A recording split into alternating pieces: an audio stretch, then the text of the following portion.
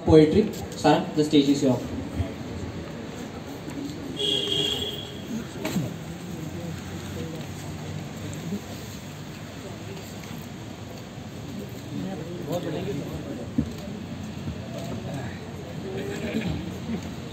Hello everyone.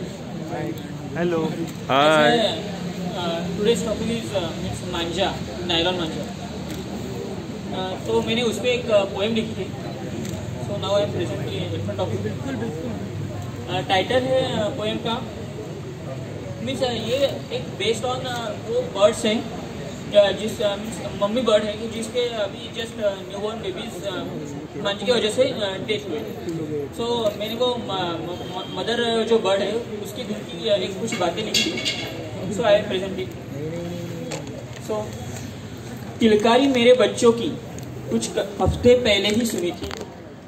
किलकारी मेरे बच्चों की कुछ हफ्ते पहले ही सुनी थी. पसंद का उनका दाना पानी हर रोज खिलाती थी. आसमां छूने की चाहत तो दिल में उनके भी थी. मुझे क्या पता था जिंदगी उनकी बहुत कम थी. हर पंछी को उड़ता देख दिल उनका मचलता था.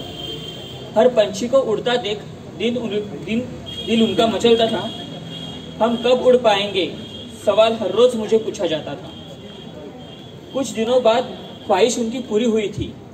कुछ दिनों बाद ख्वाहिश उनकी पूरी हुई थी. पर मुझे क्या पता था जिंदगी उनकी बहुत कम थी. नई नई उड़ान उन्होंने लेना शुरू ही किया था. नई नई उड़ान उन्होंने लेना शुरू ही किया था. उनको उड़ता देख दिल मेरा खुशी से भर जाता था. बड़े दिनों बाद चाहत उनकी पूरी हुई थी.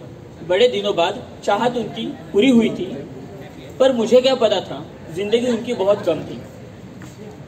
खबर आई दो बच्चे पंछी के पर कटे अर्ध मरे पड़े हैं.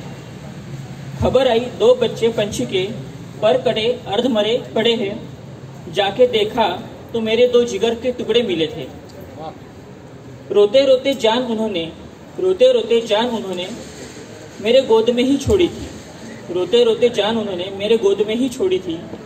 मुझे क्या पता था उनकी जिंदगी बहुत कम थी. सुनने में आया कोई पतंग का मांझा उनको लगा था. सुनने में आया कोई पतंग का मांझा उनको लगा था.